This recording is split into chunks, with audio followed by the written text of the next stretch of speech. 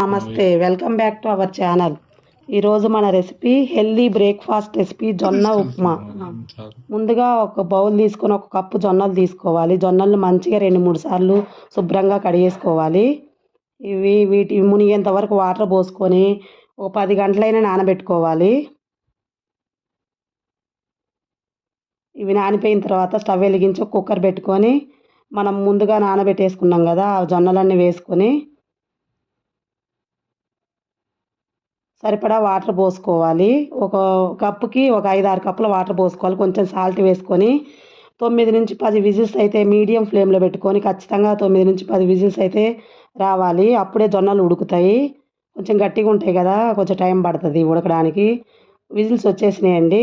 చూడు, మంచిగా ఉడికిపోయినాయి జొన్నలు. ఇందులో వాటర్ అన్నీ స్ట్రెయిన్ చేసేసుకోవాలి.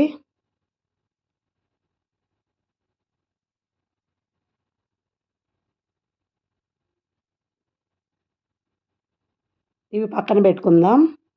ఇప్పుడు స్టవ్ వెలిగించి ప్యాన్ పెట్టుకొని అందులో 2 స్పూన్ల ఆయిల్, కూడా ఎక్కువ ఏం పట్టదండి, 2 స్పూన్ల ఆయిల్ వేసుకోవాలి.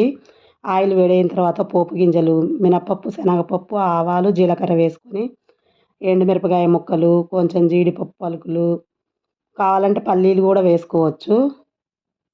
ఇందులోనే ఒక ఉల్లిపాయ సన్నగా తరిగి వేసుకోవాలి. ఇవి కొంచెం ఫ్రై చేసుకోవాలి. ఇందులోనే 2 పచ్చిమిరపకాయ ముక్కలు, చిన్న ముక్కలు, కొంచెం కరివేపాకు. మరి ఎక్కువ బ్రౌన్గా అవ్వాల్సిన అవసరం లేదు. ఉల్లిపాయ ముక్కలు లైట్గా వేగితే సరిపోతుంది.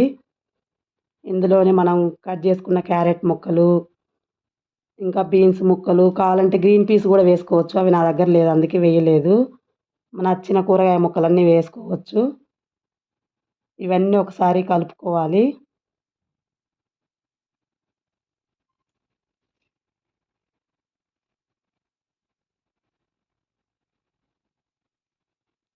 దీనికి మనం ముందే జొన్నల్లో వేసాము, కొంచెం సాల్ట్ చూసుకొని వీటికి సరిపడా కొంచెం సాల్ట్ వేసుకోవాలి.